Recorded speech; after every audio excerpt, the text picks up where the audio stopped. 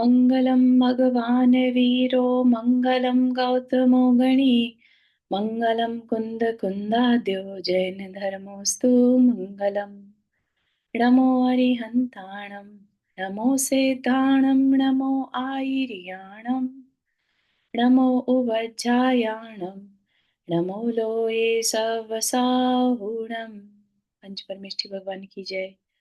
अगले 45 मिनट के लिए सभी प्रकार के पापों का त्याग करके सभी 9 बार नमोकार मंत्र पढ़ लें।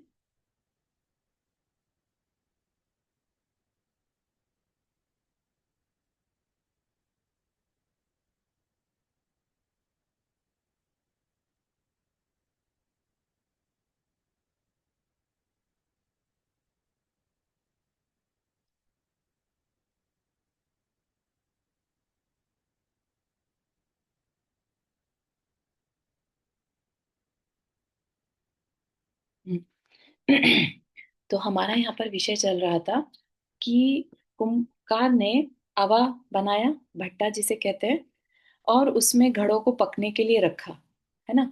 हमने देखा था कि बहुत मुश्किल से वो घड़ा बना था और उसके बाद जो समुद्र ने अपना प्रलय मचाने की बहुत कोशिश की थी कि उसको नष्ट कर दिया जाए किसी तरह से, लेकिन यहाँ पर अहिंसा की जीत दिखाई है ना। कि कहीं पर भी स्टार्टिंग नहीं करी, अपने किसी पर भी आक्रमण पहल पहल नहीं की, अपना बचाव भले ही कर रहे हैं लेकिन पहल नहीं की कि किसी का मैं काम बिगाड़ दूं, ठीक है ना। तो वही देखते हुए कितनी बार हमें चमत्कार भी दिखाई दिए, जैसे मुक्ता की वर्षा हुई, है ना। और सागरों के लिए, सागर का जब प्रलय था वह भी पवन ने किस तरह से दूर किया। तो ये भी चीज हमारी देखा जाए तो एक तरह से नेचर ही अपना जो है रिजल्ट दिखा रही है। नेचर में भी एक नेचर कुपित हो रही है तो दूसरा उसको सुलझा भी रही है, ठीक है ना। कुंभकार अपना शांत बैठा है, सब नेचर ने अपने आप ही उसका टेक केयर कर लिया। तो इन रियलिटी क्या है, हम भी नेचर का ही पार्ट हैं। अगर हम नेचर को मिसयूज ना करें और नेचर के साथ साथ ही चलते रहें तो नेचर हमारा टेक केयर करती ही है। हम अपने आप को नेचर का पार्ट समझें, है ना। ऐसा नहीं कि हम नेचर का मिसयूज करने लगे, उसकी डिसरिस्पेक्ट करने लगे, कि हम हमारा दिमाग ज्यादा चलता है तो हम ऐसा सोचकर नेचर का मिसयूज करें। वो अपने अंदर भाव नहीं रहना चाहिए, ठीक है ना। हम भी नेचर का ही पार्ट है। हमें सुख चाहिए तो नेचर में भी हर चीज को सुख चाहिए होता है, उसके अंदर भी हार्मनी होती है, एक दूसरे को सपोर्ट करने की भावना, मैत्री भावना होती है, ठीक।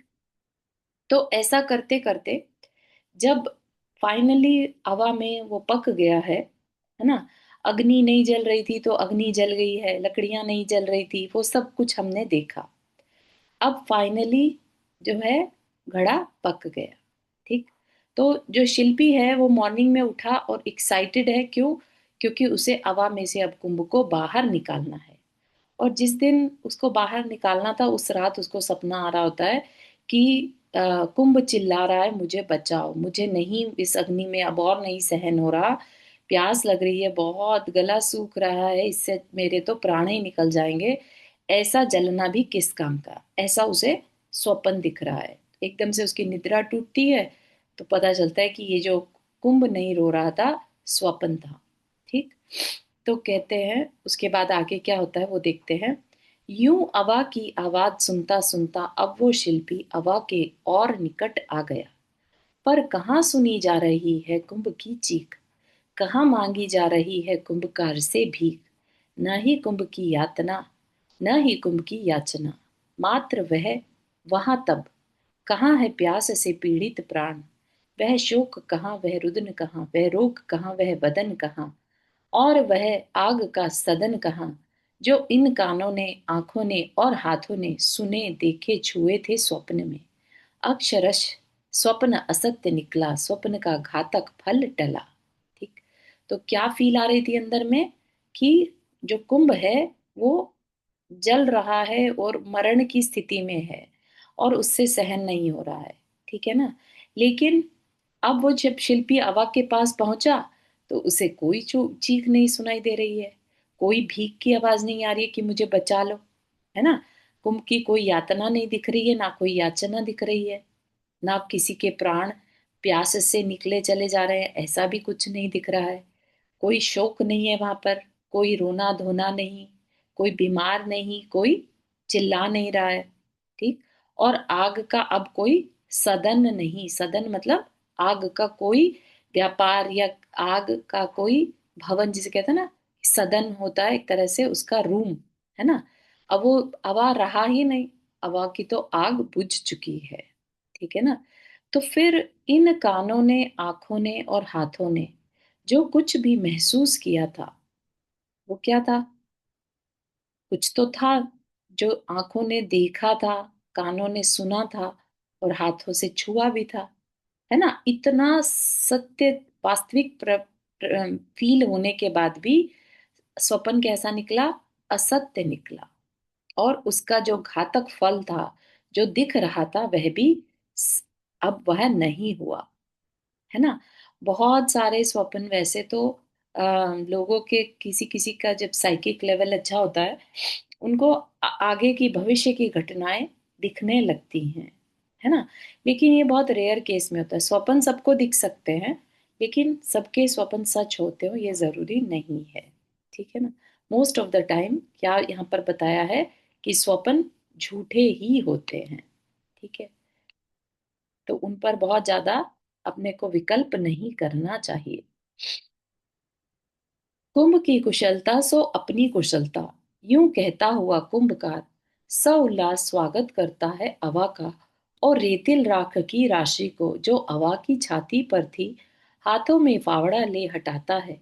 ज्यो ज्यो राख हटती जाती त्यों कुंभकार का कुतूहल बढ़ता जाता है कि कब देखे वह कुशल कुंभ। ठीक है। क्या कह रहे हैं कि कुंभ की कुशलता सो अपनी कुशलता। कुंभकार के लिए क्या इंपॉर्टेंट है? कुंभ ठीक रहे, बस सारी मेहनत है उसकी, क्योंकि उसने बहुत लंबा प्रोसेस उस कुंभ को बनाने में किया, है ना। अगर कुंभ ठीक है तो शिल्पी जो है, कुंभकार जो है, वह खुश है। ठीक है ना। और क्या है? स उल्लास स्वागत करता है अवा का। अब उसे अवा को ओपन करना है। उसने राख से उसको बिल्कुल पैक कर दिया था। अब अवा की छाती पर से वो हाथों में फावड़ा लेकर राख को हटाता है, और जैसे जैसे वो हट रही है उसकी एक्साइटमेंट और बढ़ती जा रही है कि अब बस जल्दी से कुंभ का दर्शन होने वाला है। लो, अब दिखा राग, राख का रंग कुंभ का अंग, दोनों एक दोनों संग, सही पहचान नहीं पाती आंखें ये, अनल से जल जल कर काली रात सी कुंभ की काया बनी है। ठीक है। क्या कह रहे हैं? अब दिखा राख का रंग और कुंभ का अंग। कुंभ कैसा हो गया? राख जैसा, है ना। दोनों एक, दोनों संग, एक जैसे हो गए और साथ साथ है दोनों। राख भी दिख रही है और कुंभ भी दिख रहा है, लेकिन आंखें सही पहचान नहीं पाती। एकदम से देखा तो दोनों एक जैसे। कभी देखा आपने घड़ा अगर राख में हो तो पता नहीं चलता कि ये घड़ा है कि ये राख ही है। ठीक है ना। वो अलग बात है कि राख में से जब हटाई जाएगी राख को तो सॉलिड घड़ा दिखाई देता है। ठीक है। अदरवाइज राख और घड़ा एक साथ पड़े हो तो पहचानना में थोड़ा तकलीफ होती है ना। अनल से जल जलकर काली रात सी कुंभ की काया बनी है। अनल मतलब अग्नि, अग्नि में जल जलकर अभी कुंभ कैसा हो गया? काली रात सा काला हो गया। प्रकष्ट कष्ट का अनुभव हुआ, उत्कृष्ट अनिष्ट का जाना हुआ, काल के गाल में जाकर भी बाल बाल बच गए कर आया कुंभ। कुंभ की काया को देखने से दुख पीड़ा का रव रव का, परीक्षा फल को देखने से सुख क्रीड़ा का, गौरव और धारावाहिक तत्व को देखने से न विस्मय का न स्मय का कुंभकार ने अनुभव किया। परंतु काल की तुला पर तो वस्तु को तोलने से जो परिणाम निकलता है वह पूर्णतः झलक आया उसके मानस तल पर। क्या कह रहे हैं? प्रकृष्ट कष्ट का अनुभव हुआ। किसको? प्रकृष्ट कष्ट का अनुभव हुआ कुंभ को, है ना। अग्नि में जलकर जो आया हो, तो हम ये मान सकते हैं कि अग्नि परीक्षा कोई आसान नहीं होती। काया को पूरा जला दिया उसने, अपने आप को पूरा अग्नि में झोंक दिया। उत्कृष्ट अनिष्ट का जाना हुआ, और जो उत्कृष्ट तकलीफ थी उसकी, अनिष्ट था, वो अब चला गया। प्रकृष्ट कष्ट मतलब उत्कृष्ट कष्ट, बहुत तीव्र कष्ट का अनुभव हुआ। उत्कृष्ट अनिष्ट का जाना हुआ।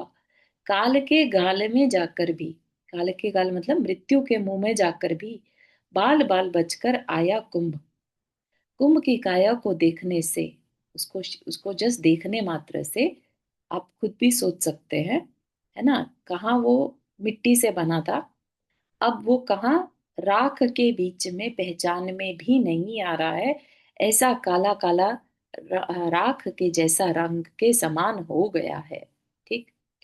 तो दुख पीड़ा का रव रव का, उसको देख कर कहीं से भी दुख पीड़ा का अनुभव नहीं हो रहा है।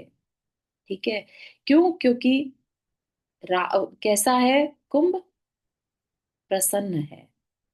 जैसे एक साधक है ना, और जब उसकी परीक्षा होती है तो बहुत गहरी परीक्षा, है ना, कष्टकारी। जो साधक है, श्रमण है, वो शरीर को बहुत तीव्र कष्ट देता है। उसको कष्ट, शरीर से कोई मतलब नहीं रहता।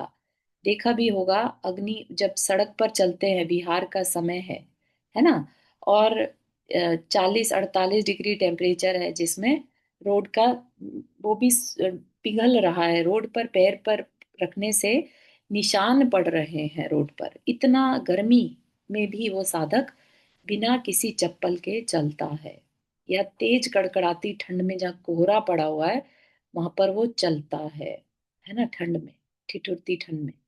और और भी बहुत सारे सामायिक करता है, शांत, जैसा सूखा सूखा दे दिया। वो अलग बात है कि कभी कभी चौके में अच्छा भी मिलता है, लेकिन कभी कभी उसे अनशन से भी काम चलाना पड़ता है, उपवास से भी काम चलाना पड़ता है। तो बहुत सारी उसकी परीक्षाएं होती हैं। पैर में कुछ गड़ गया, चुभ गया, कुछ चोट लग गई, है ना, इलाज नहीं कर सकते, डॉक्टर को कोई होगा तो ज्यादा से ज्यादा आयुर्वेदिक डॉक्टर कोई मिल गया तो कर देंगे, है ना। और भी बहुत सारी परीक्षाएं गुरु लेता रहता है। ठीक है ना। तो अब वो सारे कष्टों को सहन करके, सारे अनिष्टों को दूर करके जो अनुभव आया, वो कैसा था? सुख क्रीड़ा का गौरव देने वाला पल था, है ना। तो कुंभ की काया को देखने से दुख पीड़ा का रव रव का, परीक्षा फल को देखने से सुख क्रीड़ा का। एक बार को कुंभ को देखा तो दुख लग रही थी, दुख लग रहा था कि देखो बेचारे को कितना तकलीफ उठानी पड़ रही है। वो अलग बात है कि कुंभ की वो अपनी चॉइस थी, साधक की अपनी चॉइस रहती है कि उसे इस तप की अग्नि में तपना है ना। लेकिन देखने वाले को लगता है अरे कितना दुख है, कैसे कर रहा होगा। ठीक है ना। लेकिन परीक्षा का परिणाम कैसा देखने में आता है? अग्नि परीक्षा जब उसकी हो गई, जो साधक की परीक्षा है ना, वो कैसी परीक्षा है? अग्नि परीक्षा कैसी है? वो वास्तविक धर्म की परीक्षा है। कितना उसको धर्म पर विश्वास है, अपने को पाने में कितनी दृढ़ता है। तो जब उसका फल देखने में आता है, वो कैसा है? सुख क्रीड़ा का, गौरव का। ठीक। और ये तो फल पे दृष्टि जा रही है तो ऐसा लग रहा है, ठीक है ना। परीक्षा फल पर, जब उनकी साधना पर दृष्टि जा रही थी तो दुख लग रहा था। परीक्षा फल पर दृष्टि जा रही है तो अच्छा लग रहा है। लेकिन धारावाहिक तत्व को देखने से, धारावाहिक मतलब जो निरंतरता को लिए हुए तत्व है, यानी जीव तत्व, यानी द्रव्य, उस दृष्टि को देखे तो न विस्मय है, विस्मय का न स्मय का कुंभकार ने अनुभव किया। तो उसे कोई आश्चर्य नहीं, कोई स्मय मतलब मद, अहंकार नहीं कि देखो मैंने कितना अच्छा घड़ा बना दिया। ठीक है ना। तो कुंभकार ने कहाँ पर ध्यान दिया? धारावाहिक तत्व को देखता रहा। तो उसे ना कोई आश्चर्य था और ना ही कोई अहंकार था। ऐसा ही होता है ना कि अगर साधक अपने जीव तत्व पर ध्यान दे तो उसे ये पर्याय में होता हुआ कुछ भी जो है विस्मयकारी नहीं लगता। ठीक है ना। काल की तुला पर वस्तु को तोलने से जो परिणाम निकलता है वह भी पूर्णतः झलक आया उसके मानस तल पर। मतलब कि काल की तुला पर वस्तु को तोलने से जो परिणाम निकलता है, काल की तुला क्या मतलब भूत भविष्यत और वर्तमान परिवर्तन हो रहा है ना। हर वस्तु में परिवर्तन हो रहा है। पहले क्या था और अब क्या हो गया। पहले माटी क्या थी, पतित थी, है ना। उसको उसने कलश का रूप दे दिया। ठीक है ना। तो वह भी उसके मानस तल पर यानी उसके मन में तीनों पर्याय दिखने लगी कि ये क्या था और आज क्या हो गया और अब इसका भविष्य क्या होगा। सब कुछ उसको झलकने लगा। ठीक। पावन व्यक्तित्व का भविष्य वह पावन ही रहेगा, परंतु पावन का अतीत इतिहास वह इतिहास ही रहेगा। अपावन अपावन अपावन। क्या कहा। अगर कोई पावन व्यक्तित्व है, पावन व्यक्तित्व मतलब आज जो धर्म की ओर मुड़ चुका है वो क्या है, पावन है। पावन मतलब पवित्र, पवित्र मतलब पुण्य, राइट। पावन वही होता है जो पाप से बच रहा हो, है ना। पावन का ऑपोजिट पतित यानी गिरा हुआ, पाप में पड़ा हुआ। तो पावन व्यक्तित्व जो पाप से बचा हुआ व्यक्तित्व है। ठीक। आज अगर कोई पाप से बच रहा है, पावन व्यक्तित्व है किसी का, तो उसका भविष्य कैसा होगा, पावन ही रहेगा। ठीक है ना। उसको चिंता की बात नहीं है। लेकिन हर पावन व्यक्तित्व का इतिहास जरूरी नहीं है पावन ही हो। क्या कहा, नियम से उसका इतिहास कैसा है, इतिहास मतलब हंसने योग्य। हंसने योग्य मतलब कि देखो बेचारापन, जैसे कहते हैं ना, हाँ हाँ हाँ देखो इसकी कैसी हालत थी पहले, है ना। हम महावीर भगवान के स्वामी का भी अगर जीव देखते हैं तो वह भी क्या थे, भील की पर्याय में थे। कितने उनको कोई धर्म से मतलब नहीं था। मुनि महाराज के पास जाकर भी पूछा कि आपके पास ये सुख कहाँ से आया, है ना, मुझे भी ऐसा सुख चाहिए। तब मुनि महाराज ने कहा कि तुम हिंसा छोड़ो। तब जाके उसने अपने लाइफ में 12 व्रतों को अंगीकार किया, है ना। तो बिल्कुल अज्ञानी था। ऐसा ही हम सबका जीवन भी कहीं ना कहीं अज्ञानता से ही उपजा हुआ है ना। स्टार्टिंग देखे तो अगर हम सोचें तो निगोद से निकला, राइट। निगोद से निकलकर आज हम भले ही पंचम पंच इंद्रिय जीव बन गए, संगी पंचेंद्रिय।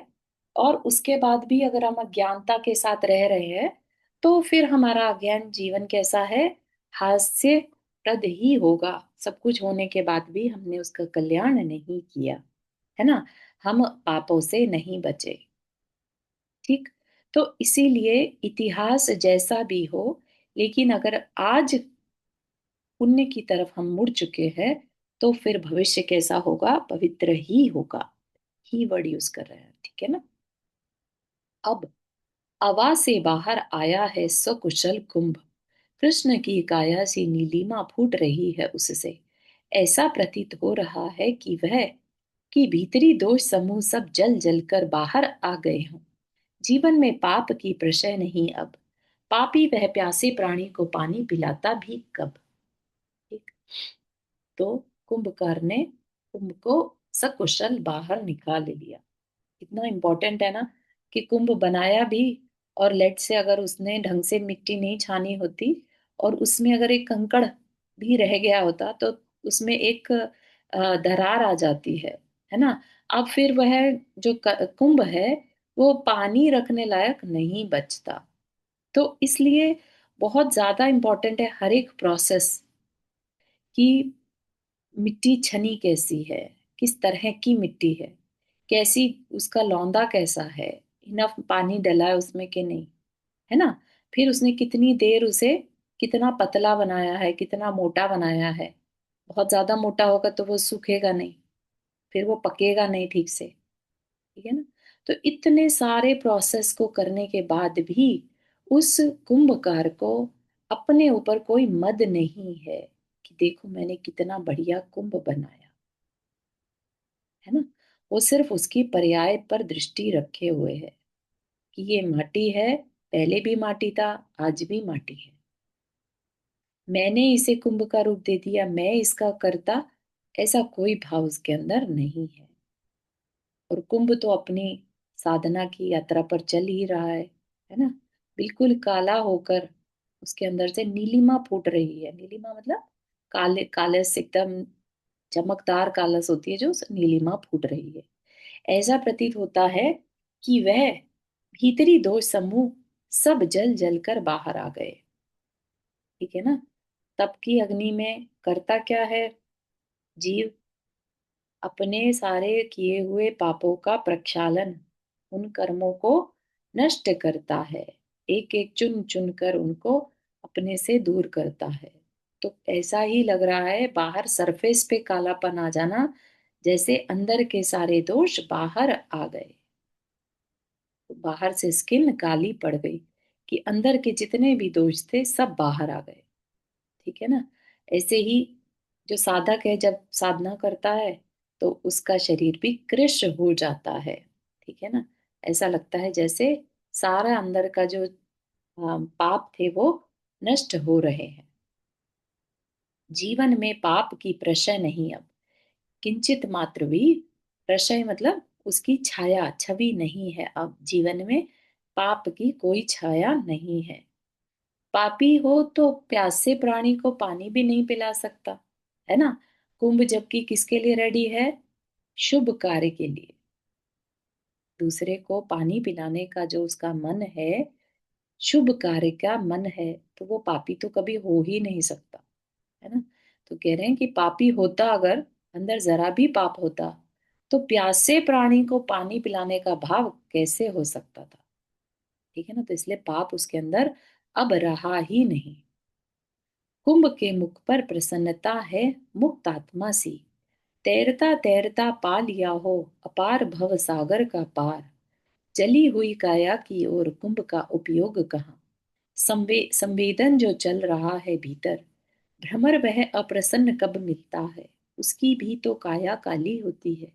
सुधा सेवन जो चलता रहा है सदा। आचार्य श्री का यहाँ पर देखने लायक चिंतन है ना। कैसे मतलब हम सोच भी नहीं सकते कि किस तरह से रिलेट किया है एक साधक को और इस संसार के एग्जाम्पल्स को। ठीक। तो कह रहे हैं कुंभ के मुख पर कैसी प्रसन्नता है?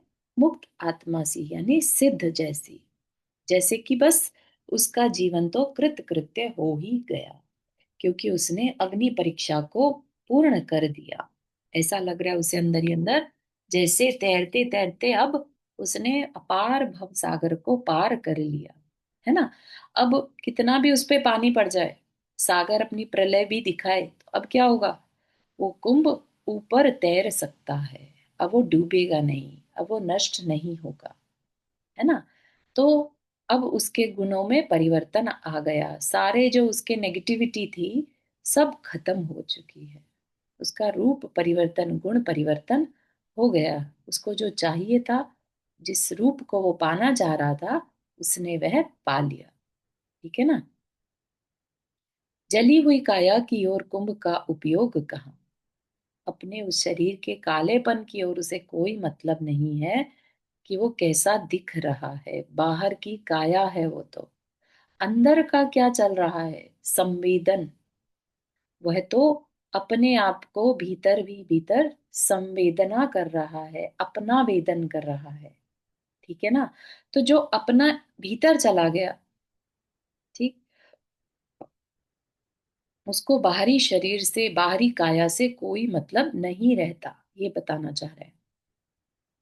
भ्रमर वह अप्रसन्न कब मिलता है? भ्रमर भौरा होता है, वो काले रंग का होता है ना। शरीर उसका काला है, लेकिन हमेशा वो भंवरा जो है भिन भिनाता मंडराता सा रहता है। तो मंडराना मतलब कोई एक जना, एक पर्सन कोई दुखी है तो वो एक जगह बैठा रहता है ना।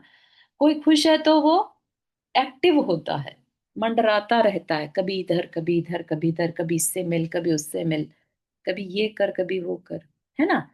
जो अंदर से प्रसन्न होता है वो ही कुछ ना कुछ करता रहता है। तो कह रहे हैं, आचार्य श्री कह रहे हैं, भ्रमर वह अप्रसन्न कब मिलता है। भ्रमर को कभी अप्रसन्न नहीं देखा, हमेशा उसको खुश देखा। क्यों?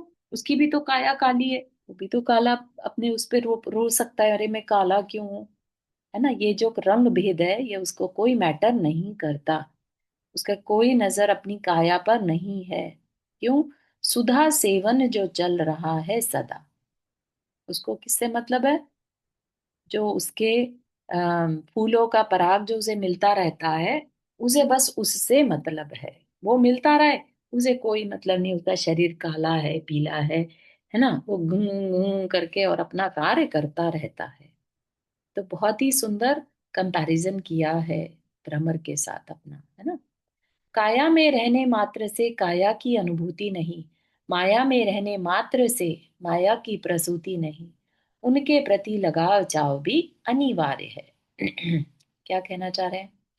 अब कह रहे हैं कि भाई काया तो शरीर तो सबके पास है, ठीक है ना।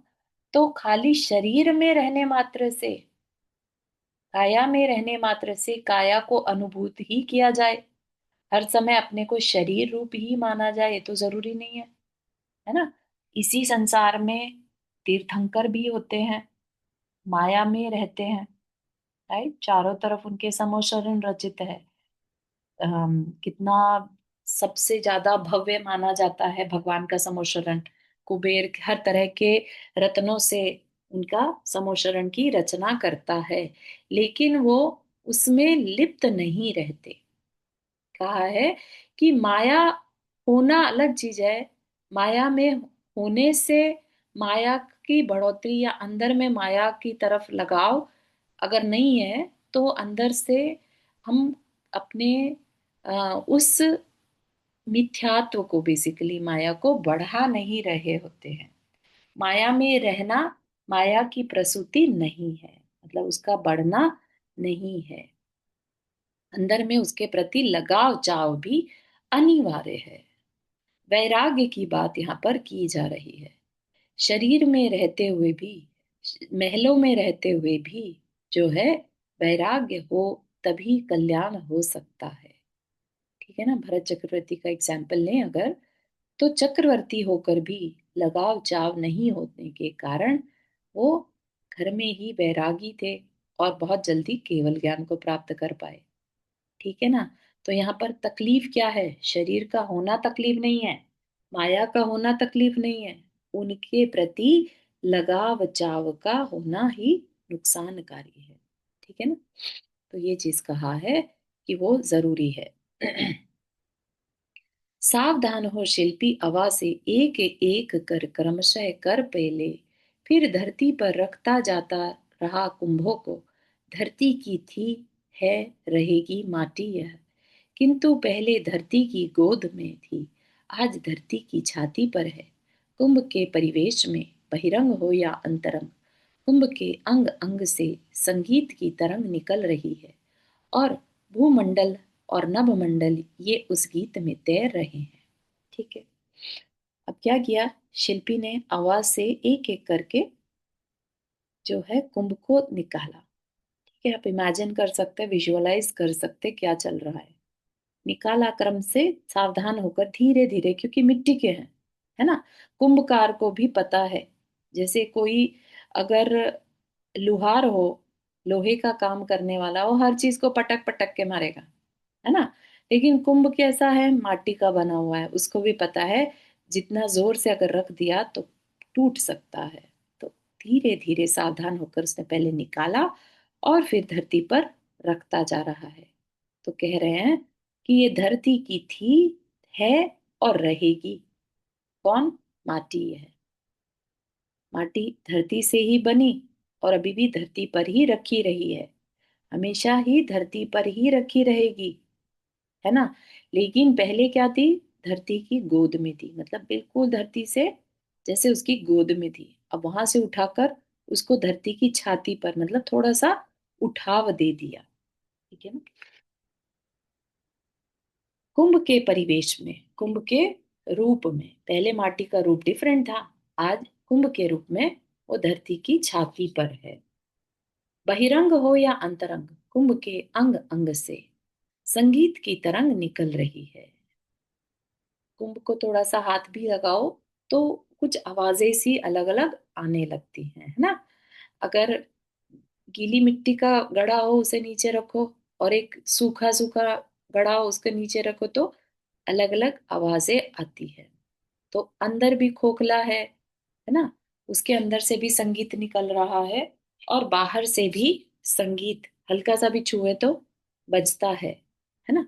तो कुंभ के अंग अंग से संगीत की तरंग निकल रही है, और उससे क्या हो रहा है, सारा भूमंडल और नभमंडल उस गीत में तैर रहे हैं, यानी लीन हो रहे हैं। सब जगह पर वह सुंदर संगीत, आकाश हो या धरती, सब पर अच्छा लग रहा है, सब उसे सुन रहे हैं।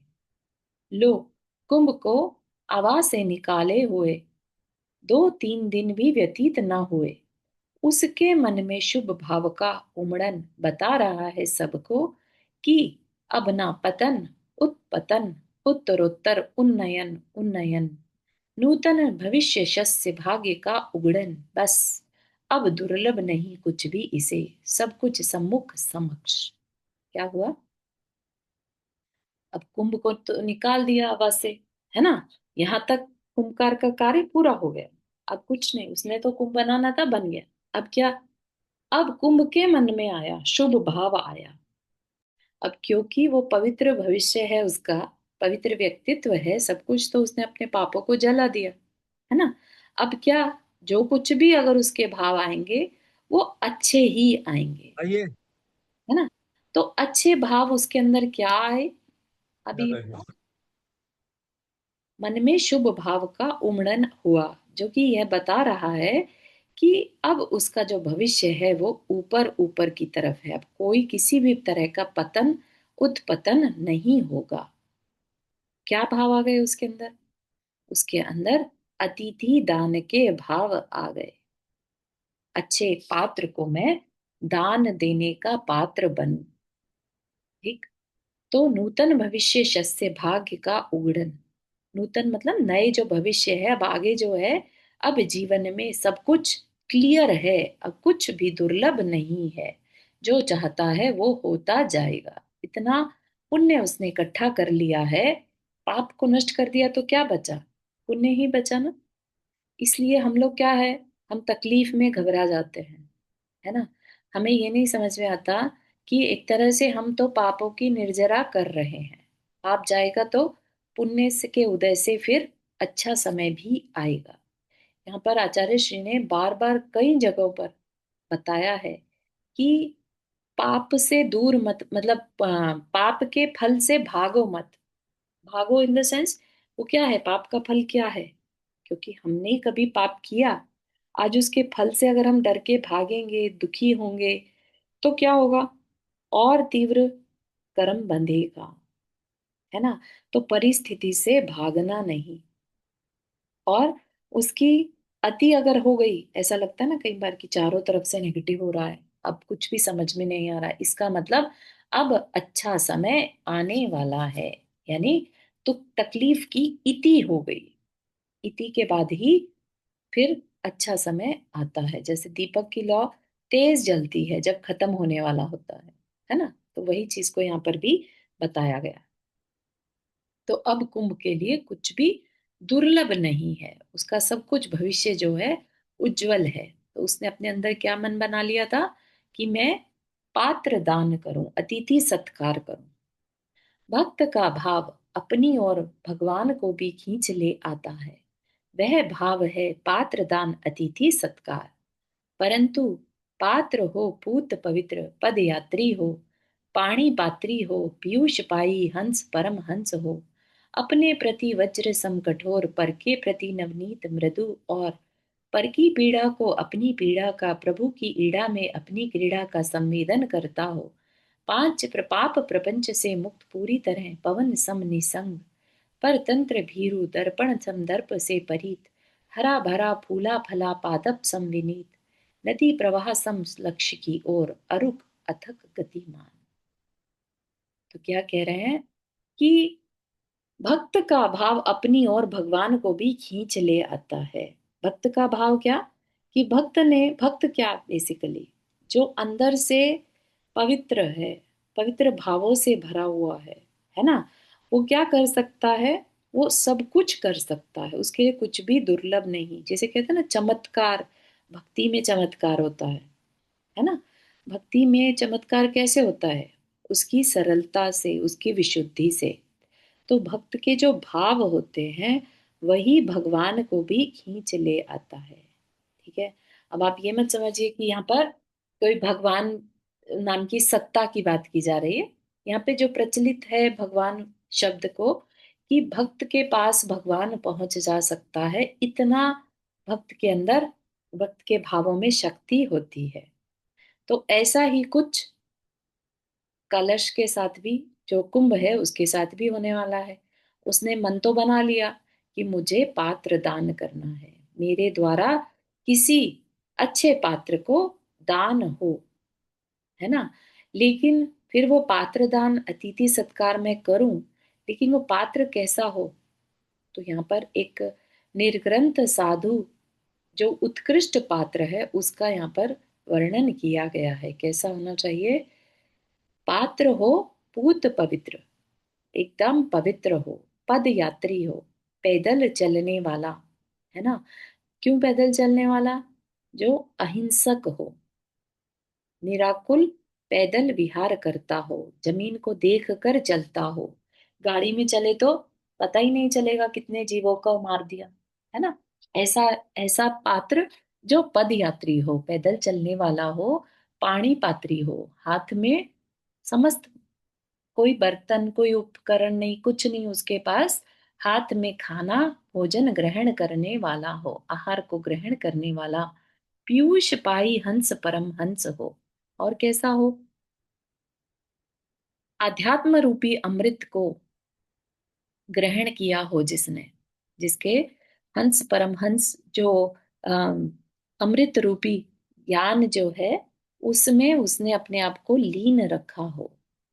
अपने प्रति वज्र सम कठोर, अपने प्रति यानी अपने शरीर के प्रति उसे कोई लगाव नहीं है, अपने प्रति वह कठोर है। ठीक है। और पर के प्रति नवनीत, नवनीत होता है मक्खन, बिल्कुल मृदु। अपने लिए तो कठोर और दूसरे के लिए एकदम नवनीत। अपनी कठिनाई कुछ नहीं, मतलब ही नहीं। जो गर्म सड़क पे भी चल रहा है तो कोई मतलब नहीं, और दूसरा कोई आ जाए तो अरे तुम कैसे चलोगे उस गर्म सड़क पर। ठीक है ना। सेम ही चीज को दूसरों पर अप्लाई करता है, खुद को नहीं देखता।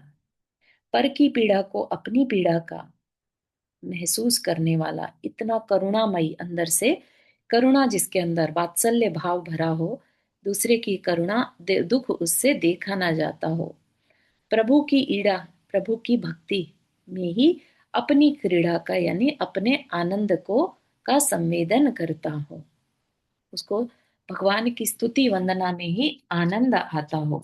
आप देख रहे हैं ना, यही हमारे निर्ग्रंथ साधु की षड आवश्यक रहते हैं, है ना। वंदना स्तुति करना, सामायिक करना, है ना, तप करना, यही सब तो करते हैं। पाप प्रचंड प्रपंच से मुक्त महाव्रती हो, है ना, पापों से पूरी तरह से मुक्त हो, पूरी तरह पवन सम निःसंग। पवन सम निःसंग मतलब जैसे हवा है वो कुछ ग्रहण नहीं करती, है ना, ऐसे ही जो पात्र है, मेरा पात्र कैसा हो, पवन सम निःसंग, निष परिग्रही, निरपरिग्रही हो, परतंत्र भीरु, जिसे परतंत्र होने से डर लगता हो, जो अपनी स्वतंत्रता की ओर बढ़ रहा हो, ना वो किसी को कंट्रोल करे, ना वो खुद किसी के कंट्रोल में, इवन अपने कर्मों के कंट्रोल में भी नहीं रहना चाहता, अपनी अपने को स्वतंत्र पाना चाहता है, पराधीनता से जिसे भय लगता हो, है ना। वो इवन जो असंयमी श्रावक है उनके बंधन में भी नहीं रहना चाहता। दर्पण सम दर्प से परीत। दर्पण सम दर्प मतलब एकदम शीशे के समान स्वच्छ। दर्प होता है अहंकार से रहित। अहंकार कहिए, मद कहिए, तो मदों से रहित। दर्पण सम एकदम शीशे की तरह स्वच्छ, किसी भी तरह की कोई उस पर निशान नहीं, बिल्कुल स्वच्छता के साथ, है ना। साधु का जीवन भी ऐसा ही होता ना कि कोई कालिमा कलंक उसके ऊपर नहीं रहता। हरा भरा फूला फला पादप सम विनीत। हरा भरा फूला फला क्या, पादप मतलब वृक्ष। तो एक घना भरा फूला जो फलों से लगा हुआ लदा हुआ वृक्ष है वो झुका रहता है ना, सम विनीत। तो फले फूले वृक्ष के समान झुका हुआ, विनीत अंदर से विनयवान। ठीक है ना, ऐसा हो जो मेरा पात्र कैसा हो, विनीत हो, विनय को धारण करने वाला हो। ठीक है ना, दर्शन ज्ञान चारित्र और जो भी विनय उसके अंदर उसका पालन करता हो। और नदी प्रवाह सम लक्ष्य की ओर अरुक अथक गति में।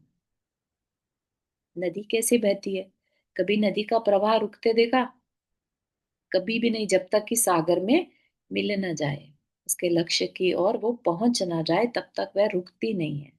रुक जाए तो फिर तो वो तालाब बन जाएगा, है ना, बावड़ी बन जाएगी, झील बन जाएगी। लेकिन नदी तभी है, नदी की क्वालिटी ही यही है कि नदी हमेशा बहती रहती है जब तक अपने लक्ष्य में मिल ना जाए, पहुंच ना जाए। तो अरुक अथक और गतिमान, अरुक मतलब बिना रुके, बिना थके, निरंतर पुरुषार्थ करने वाला। जो साधक है, पात्र है, वो कैसा हो, जिसके अंदर कभी भी अपने लक्ष्य के प्रति ऐसी अम, आलस ना आए, है ना, पुरुषार्थ उसका कभी कम ना हो, बढ़ता ही चला जाए। ऐसा नहीं कि 4 दिन तो अभी थोड़ा सा सुस्ता लें, फिर 4 दिन साधना कर लेंगे, ऐसा नहीं। एक एक क्षण जिसे अपने लक्ष्य की पहचान हो, किसी भी समय उसके अंदर ठहराव ना आए, जिस कार्य के लिए उसने अपना ये रूप पहना है या बदला है साधना की ओर, वह निरंतर बढ़ता रहे, है ना। मान अपमान समान जिन्हें योग में निश्चल मेरु सम, उपयोग में निश्चल धेनु सम, लोकेचना से परे हो, मात्र शुद्ध तत्व की गवेषणा से परे हो। आज के लिए यहीं तक रखेंगे। क्या कह रहे हैं, मान अपमान समान जिन्हें, मान हो चाहे अपमान, है ना, हमने पढ़े थे 12 परिचय, उसमें ये भी एक आता है ना कि उनका सुख हो दुख हो, गर्मी हो सर्दी हो, भूख हो प्यास हो, मान अपमान भी उसमें भी वो सम रहते हैं।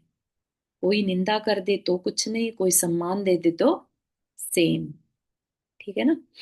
और योग में निश्चल मेरु सम, योग में निश्चल मतलब मन वचन काय से एक बार जो मन में प्रण कर लिया उसे मेरु सम पूरा करते हैं, है ना। जो मुनि महाराज जब कभी आहार के लिए निकलते हैं तो अंदर में वृत्ति परिसंख्यान लेकर निकलते हैं, किसी को क्या मालूम क्या लिया है ना। और अगर ना मिले तो वापिस आकर उपवास कर लेते हैं। ये क्या है, ये उनकी मेरु सम दृढ़ता है। अगर जरा सा भी हम जैसे श्रावक हो तो मन ही मन चेंज ही कर ले, चलो नहीं मिला, अच्छा चलो आज के लिए छोड़ो, जो मिल रहा है वो ले लो, किसी को क्या मालूम। ठीक है ना। तो योग में निश्चल मेरु सम, उपयोग में निश्चल धेनु सम। उपयोग कैसा, अंदर में कैसी सरलता के साथ, धेनु सम मतलब गाय के समान, निश्चल सहज वात्सल्य को रखने वाले, लोकेशना से परे, लौकिक ख्याति पूजा लाभ की चाह से रहित, मात्र शुद्ध तत्व की गवेषणा में परे हूं। मात्र शुद्ध तत्व की गवेषणा मतलब उसकी खोज में, कि कब मैं अपने को पालूं, अपने उस शुद्ध तत्व को पालूं, बस इसी एक जिज्ञासा के साथ वो बस आगे बढ़ते चले जाए। ठीक है ना। ऐसे किसी पात्र को वो कलश ढूंढना चाहता है। ठीक है ना। तो यहीं तक रखते हैं, यहाँ तक कि किसी को कुछ ना समझ में आया हो।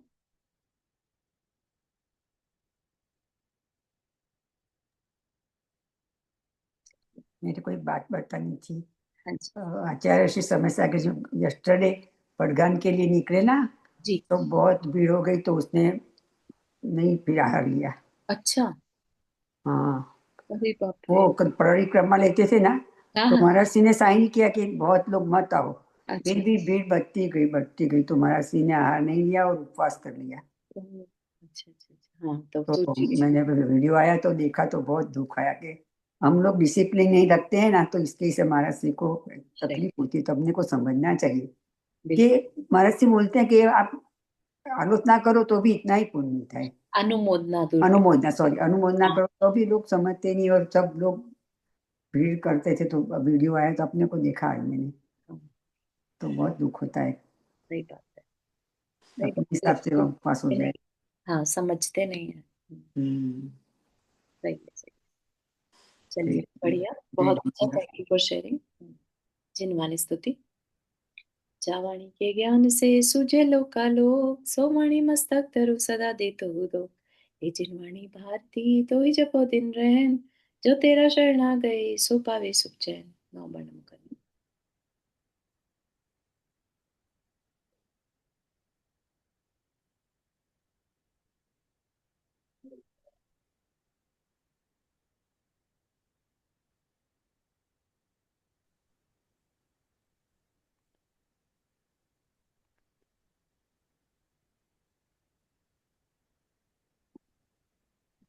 सभी को जय जिने। जय जय जिनेन्द्र। जिने। जय जिनेन्द्र सभी को। जय जय जिनेन्द्र। जिनेन्द्र जय सभी को। जिनेन्द्र सभी को। जय जिने।